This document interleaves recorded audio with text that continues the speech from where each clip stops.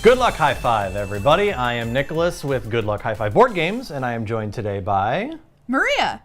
It's me. You know me. You do. And we're going to talk about Azul by Plan B Games. Maria, this game holds a very special place in your heart. Yes, I love this game. It's one of my all-time favorite board games of all time, which I just said. Mm-hmm. But it's so true. I played this for the first time last year when it came out, and ever since then, whenever anybody suggests a board game to play, I want to play it. Great. It's 2 to 4 players, plays in about 30 to 45 minutes, and you and I have actually played this on a couple of occasions. Yes. And I think that time is just about right. It feels like 30 to 45. Obviously, any first game play is going to be longer than that, but you love the art in this game. Yeah, for sure. This is one of the most beautiful, if not the most beautiful board game I've ever played, and art ranks very, very high for me on how much I'm going to enjoy a game. So it's based on the tile laying of Portugal from the past, and the tiles are exquisite. It's an abstract game, which I also like, and every time you play it, it's a different experience. Great. Well, let's open up the box and see what's inside.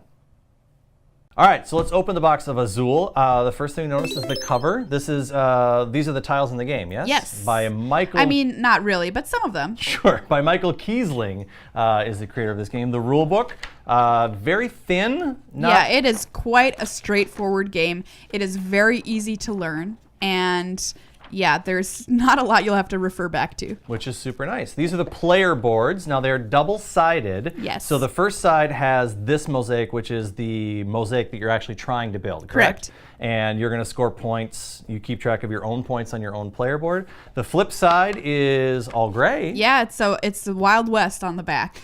Just build whatever you want. Build whatever you want. All right, so 4 players, 4 player boards. Look at this bag. I know, it's so nice. The components are excellent in this game, and they feel good in your hands too. They're not cheaply done. Yeah, so we have a pretty heavy-duty cloth bag, inside of which are going to be all the game tiles for the game. Black with turquoise inlay, gold with red inlay. We have just straight blue, straight red, and I feel like there's one more. There's a snowflake. A snowflake. There it is, like a little Elsa's castle feel to it. Yeah. And these are pretty thick. They have like I would say the size of a Starburst. Yeah, a lot of people, just about. Don't try and eat these. Do not eat these. They're not edible. But nice acrylic, you can kind of. Yeah. Yeah, really nice. And then we have 4 score tracker cubes. Yep. And these, what are these? Those are the factories that the tiles will come from during the game. Okay. And you have enough here for the maximum amount of players, but it scales down how many you put out based on how many people are playing the game. Right. Pretty standard thickness cardboard, and then just a small piece with the number 1 on it. That is your first player tile. Sure is. All right, let's set up for you and I and go through how to play. Yeah.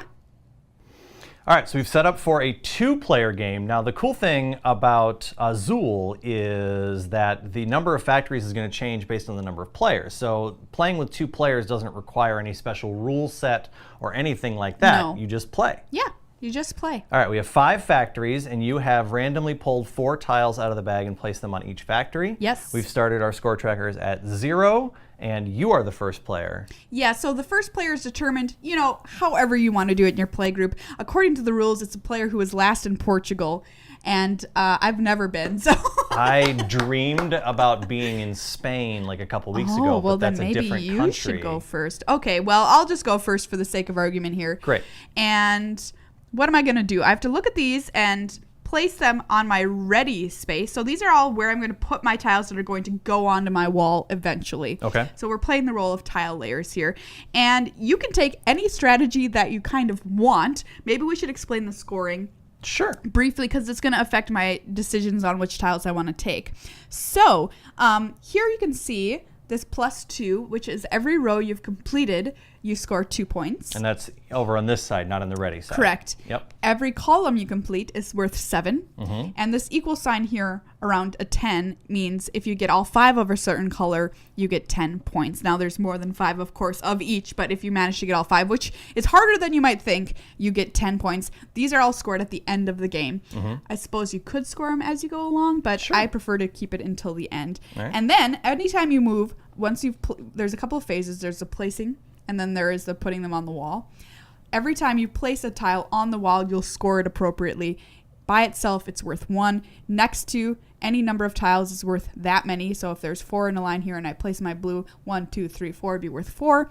And also counting any that it's orthogonally connected to, so any this way as well. Well done using the word orthogonally adjacent. Yes. Which means up and down Up or and down. across, not diagonal. So looking at my factories, there's no real clear choice of what I want to take. So I'm just going to go ahead and start building.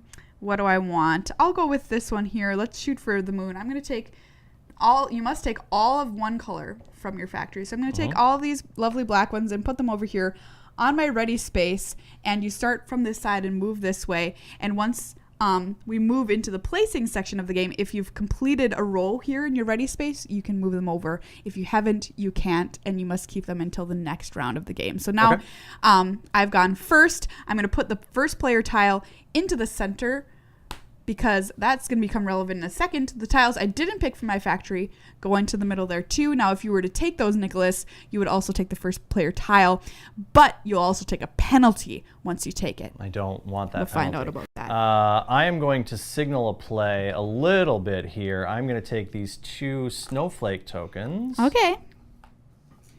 and place them here in my 4 row. Oh, interesting. Moving these 2 over here, giving you 3 blues as an option in the middle. See, this is very hard to refuse, 3 of a kind. So Nicholas has kind of pushed me into a corner But here. why did I do that? Can you tell why I've done that? Because you're trying to keep me off of like building in a row or something like that. And also, there's only 4 snowflake tiles Oh, on so the tableau. I won't take those. So if you want the 3 in a row, I'm going to get to fill Sick. my 4 row. All right, well, I don't care what you're doing. I'm going to take these 3 blue. That's too good for me.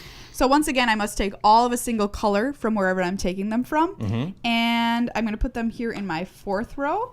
So there they go. And I'm going to take the first player token because I'm the first person to take from the middle pile. And it goes here onto my bottom row, which is the broken tile row. And this is negative points that will count against you.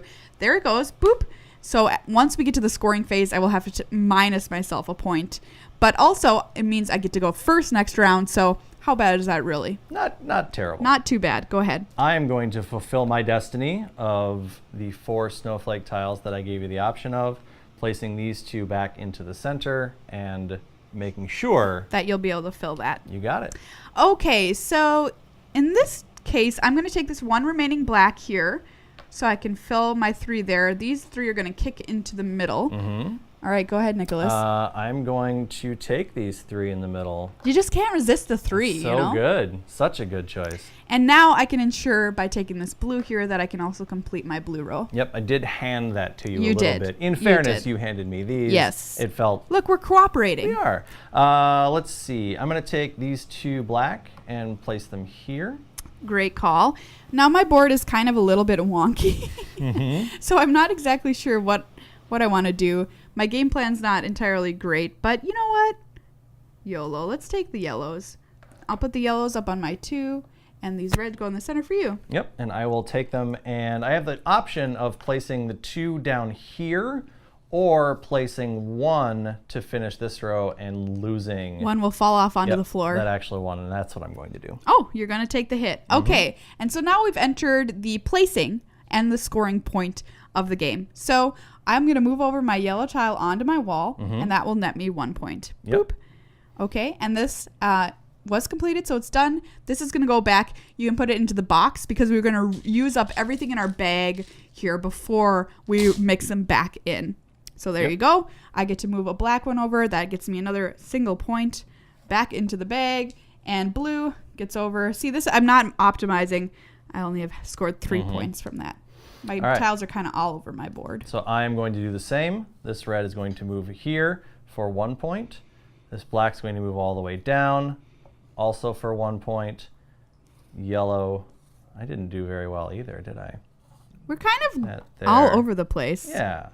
And that for 4 points. And Now, I lose I one. forgot that I've got to lose my point here for my first player card, so I go back over to 2 points. And we do that, and that's the round. That's what that's we do. it. So we keep drawing tiles out of the bag, placing them onto the factories, drafting them, and sort of making that until our mosaics are finished, scoring points for rows and columns and totals at the very end. What do you like most about this game? Most, for sure, is kind of the drafting element, as drafting is my favorite game mechanic. Secondly, I would put this almost near the top, is the art and the components. It's just gorgeous, and it looks beautiful to play. And there's more than one way to play. Like, you can try and go for columns. You can try and go for 5 of a kind. You can try and just squash them all next to each other to build up your points. And you have to be aware of what your opponent is doing, or your opponents, because it's going to affect your gameplay as well. When you're playing this in 2-player mode, it can get very, very cutthroat. Yes. We were nice 3 to or each 4, other we were. overall. Right, for now. Yeah. I think my favorite thing about this game is that it is both difficult. It has some strategic elements to it, but also very easy to explain. Yes. Like, I can teach my kid how to play this game. I can teach anybody who's never played a board game before, look, grab things, make a tile, slide them over. But the scoring, which we didn't do, but which is absolutely something you can keep in mind, is I want to put blue, now that I've gotten my 4 snowflakes, I want to put blues in this row or blacks in this row, or, you know, to line up those tiles to score more points. You got to be thinking 2 or 3 or 4 Absolutely. moves ahead. Like, what are you going to do based on, you know, what I've done and so forth. So it just kind of like a chain reaction can happen. And a lot of the times you can get stuck with a color that you don't want if you're unable to clear your, what am I going to call this? Your loading space. Sure, your active area. Yeah, my prep area. Yeah. If I'm not able to clear my prep area by putting something onto my wall at the end of the round, I'm stuck with it until the next round, right? And so that's taking up spaces here. I could potentially get stuck with sometimes up to 5 of a single color that I cannot put into my prep area, and they have to go onto the bottom row as broken tiles. And I think that leads me to what I don't like about this game. If I had to come up with a negative about this game, it would be that not having a play is a thing that can happen. Like, looking at the board and being like, my only choice here is to lose points or make a play that I don't want to do, and that feels bad all the time. Oh yeah, for sure. But I mean, you know, that's just life, man. I guess. There it is. All right, so Azul, already available. I should make one more point. Please do. You cannot split up your tiles and put them into separate rows. Right. By the way, they all have to always go in a single row. You can't be like, well, I'm going to put one of my reds down here, one of my reds up here. No. That can't happen. So in the play where I put the 2 snowflakes here, at no point could I put 2 reds next to it. or That is if my you snowflake row. if you had, you know, drafted, say, 3 more snowflakes or something, you couldn't put 2 there and then 1 up there. Anything you pull off the table has to go together Yeah. in a row. Yes, but you're correct. This is already available. It's been out since last year. There is other kinds of Azul coming out too, I believe. So this will not be the end or the last that you've heard of Azul. Something cool is once you've mastered the front side of the game, you can flip her over and build any type of wall your little heart desires on the back. Still with the same amount of scoring. So if you put Yep. 5 tiles on there, you still get the 10-point bonus. But Yeah, All it's right. pretty cool. Azul by Plan B Games. We had a chance to play it, and really good. Yeah, I love this game, one of my top games of all time. So obviously it's going to earn a Good Luck High Five recommendation. 2 to 4 players currently available at your local game store. The resin tiles are definitely a draw, as is just the overall art aesthetic. I agree. We recommend it, and grab it while you can.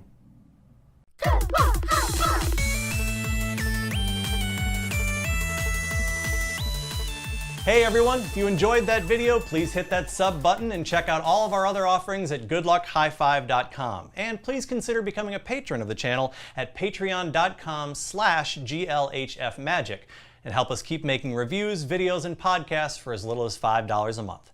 We're also always looking for new games to review, so if you make games or you know a company who does and wants to have their game reviewed on Good Luck High Five, please reach out to us at glhf@goodluckhighfive.com and we'd be happy to take a look. You can follow me, Captain N the Game Master, on Twitter and Instagram at CaptainNGM, and follow the channel at GLHF Magic. Remember, please shop at your local game store whenever possible. Until next time, I'm Nicholas, and good luck, high five.